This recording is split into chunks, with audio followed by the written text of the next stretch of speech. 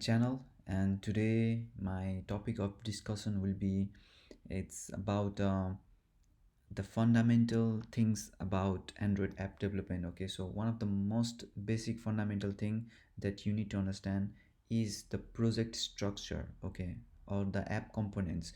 We need to understand much usually, in the tutorials they will not teach you these things, so I'm gonna teach you some interesting concept though. So the highlights for today in this tutorial will be I'm gonna teach you the app structure first, how the project and the structure of the project Android app, how is it structured, okay, in a project level and module level. So I'm gonna give you some interesting highlights about them.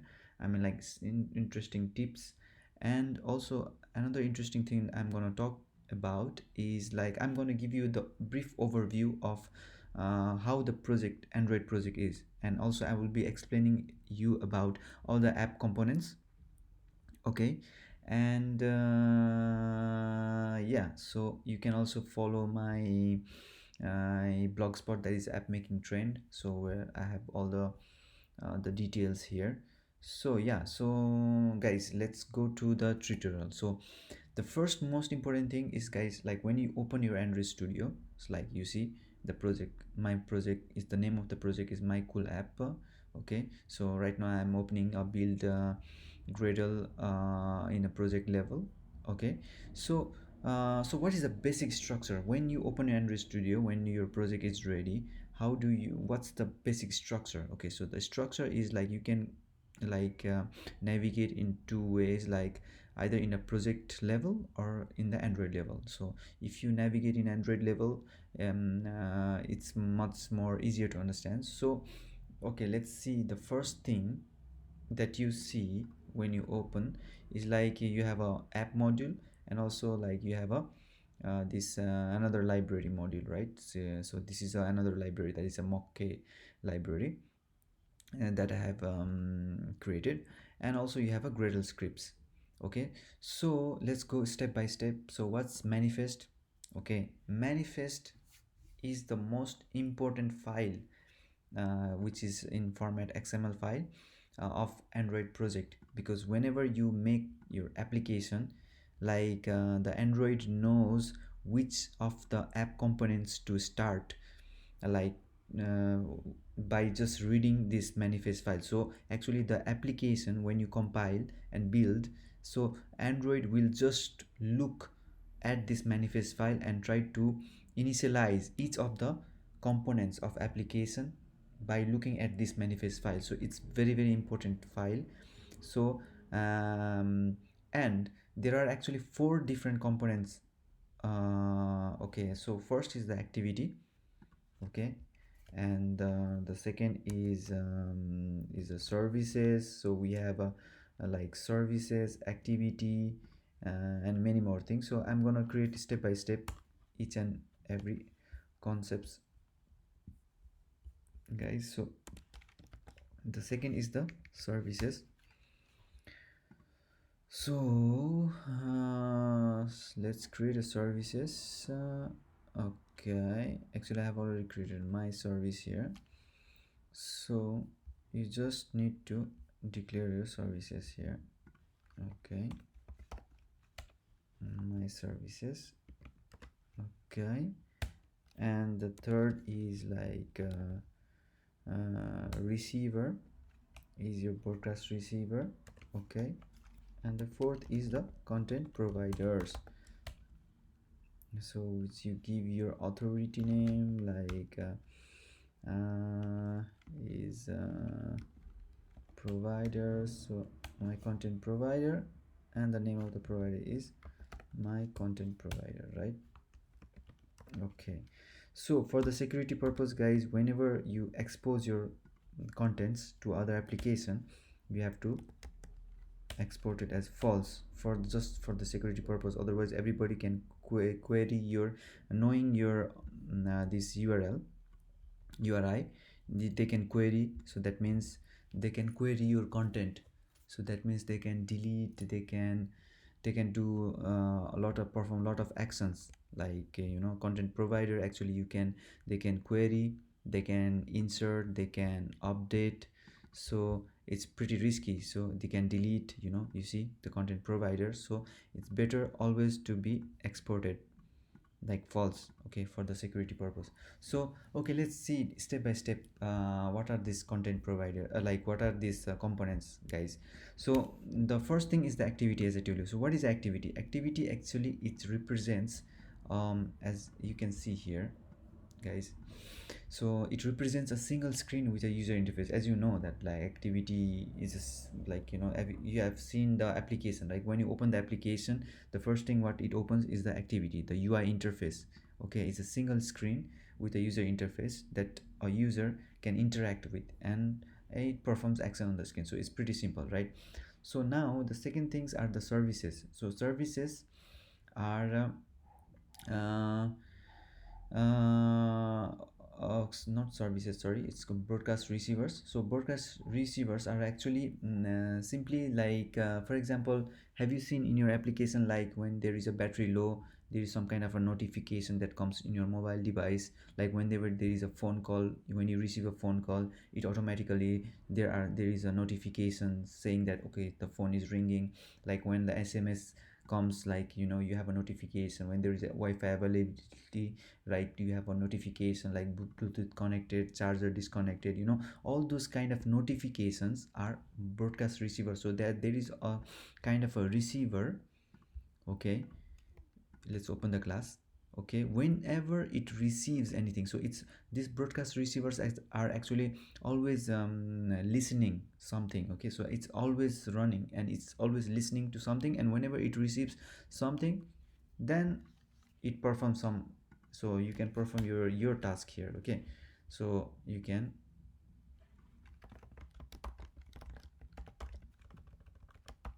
perform your task here. So that means whenever you receive something, you can do your task here. So okay, I don't want to go more deeper in this concepts.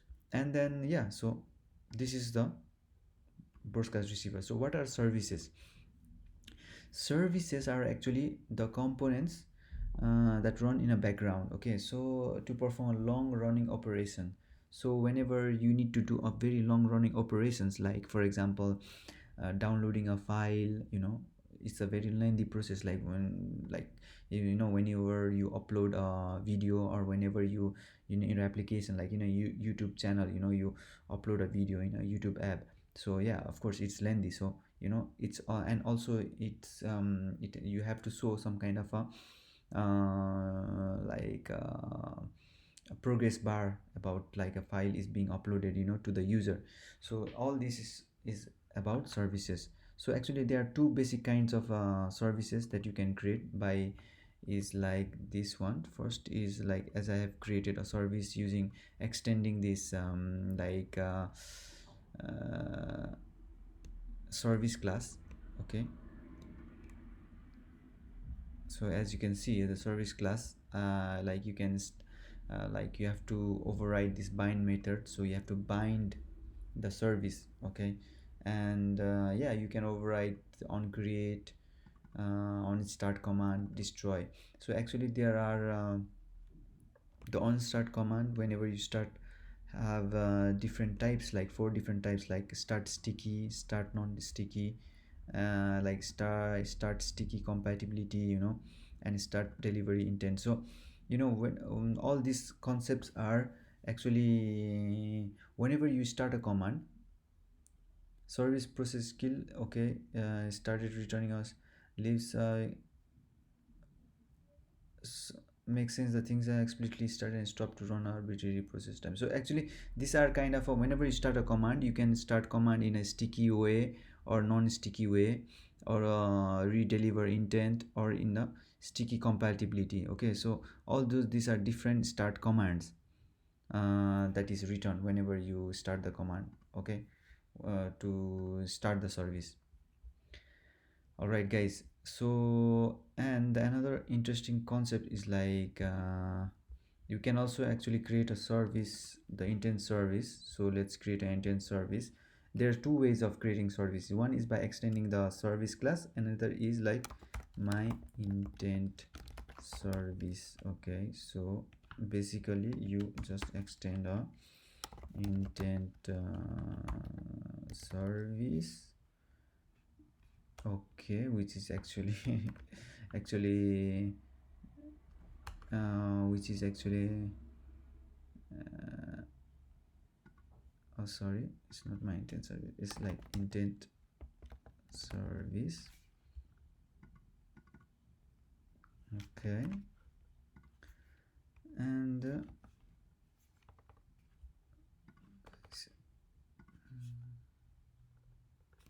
actually it says that it is deprecated, so let's see what's the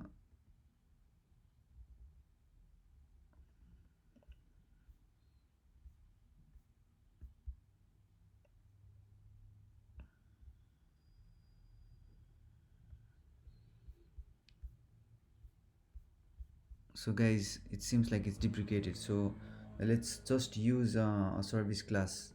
But actually anyhow, intent service is also another way to create a service. Okay, you can also create a simple service uh, by using extending a service class, which is the like the current way of creating a service. As you can see, the intent service is deprecated, so it's better to use service. All right, and now let's go up further. Okay, you can read the contents in my blog. And now we have finally the content providers, which is like which supplies data from one application to another, as I told you. Which okay, let's see. Yeah, content providers. uh, let's see my content provider class. Okay, as I told you, like these content providers give us some kind of a method to query, okay, and get access to the contents of another applications, you know. So so this is these are all the methods like which is being provided, so that you can content like query the content and do all perform all those different tasks. Okay, so so yeah, that's it guys. So this is all uh, about the app components. Okay, and for the brief description, now if we go further, we see this package that is a Java. Okay, and which has three sub packages, like you know this module like this package Java has other three sub packages, which is like this is like a main package where you have all the Kotlin codes, okay, which has some kind of a sub packages, you know, like you can divide into all these sub packages, so which contains all your Kotlin codes. Okay, and fine, and also you have this another sub package uh, which is for separated for Android test, that is an instrumentation test. And then you have another sub packages which is dedicated for usually writing the unit test. So all the unit test you uh, write is just written here in this sub package. Okay, so this is how it is structured. And finally you have all these generated files. Actually you don't this is not it's not editable, so it's all generated when the build is when you build your application. So when you click this button, so all this build configuration that you have actually you have like written here, all this default build configuration. And also actually you can create some actually custom properties also. You can so all whenever you build the application, all these build configuration properties are being listed here. Okay, so this is also another concept. Now Yeah, further you have a resources folder where you have all these UI item resources like animation, drawables, layout, like which is actually all the XML files, as you can see here, and menu, navigation, map navigation, values, like different values, right? So like colors, dimension, okay, which are almost all the XML files, strings, themes. Yeah, everything is just like is inside this resources folder, okay. And then yeah, finally you have all these Gradle scripts, which is also actually divided into project level and module level.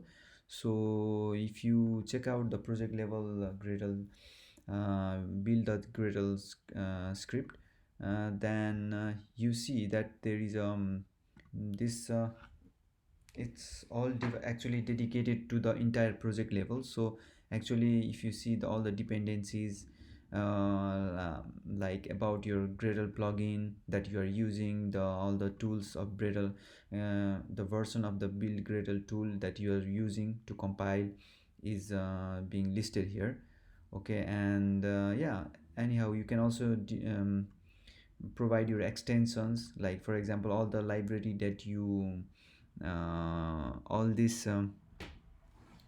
binary, like remote binary libraries that you include in your project can have a version, right? So you can, it's better always to create extension parameter to update your, like locally you can define extension attribute, so to make easier, to read the versions of all those remote binary libraries that you have included in your dependency, okay. So yeah, and like if you check out the app level build Gradle file, then you have actually it's also divided into like different levels, like this is the plugins, okay.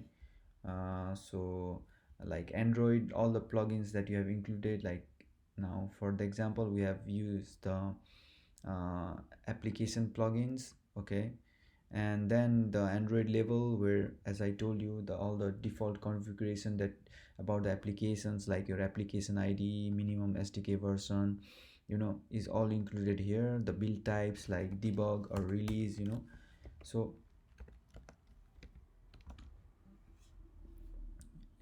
it's all included here. The build features that you have enabled, so uh, yeah, that's our what uh, is being included in this Gradle file. So yeah, dependencies, actually you can have inside dependencies you have a local binary dependencies. See dependencies, like you can implement a project, okay.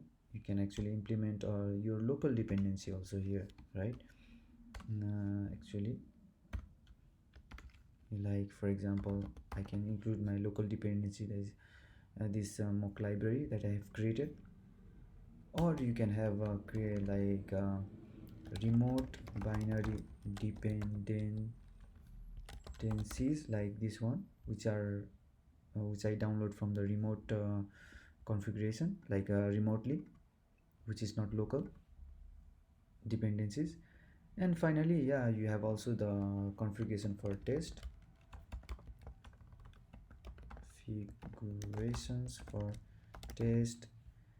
Yeah, so this is how it is structured. And yeah, basically uh, yeah, this is important because all this default your default configuration of your build is defined here. So whenever you update your app, you have to update also your version code and version name, right? So each app, when it is released, is like every time you release a app, so you have to update your version code and version name, okay. So yeah, and also your targeted version is also important. So your minimum like SDK versions, like that, this is kind of a range, like which is the minimum and what is the target. Okay, and that's it guys. So this is a brief structure of I have just given you a brief hint of how the Android project is being structured. Okay, so these are some kind of a concepts, important concepts that can be really helpful for you guys, maybe. Hope hoping for like in that my explanation has given you some kind of good ideas about your the Android application. And yeah, you can also follow my blog spot here. I have tried to explain it much better here. And yeah, and I will be coming up with more contents in the upcoming video. And thank you.